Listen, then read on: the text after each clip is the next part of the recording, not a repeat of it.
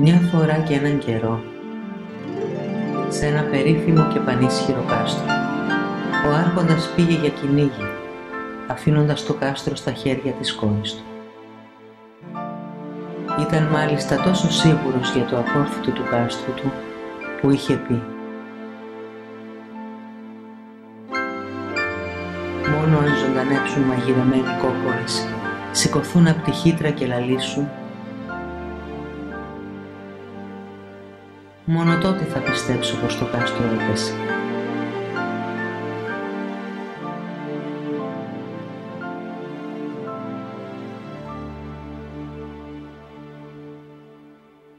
Ο εχθρός όμως μεταμφιέστηκε σε καλόγερο και φώναξε στη Βασιλοπούλα ότι φέρνει μήνυμα από τον άρχοντα.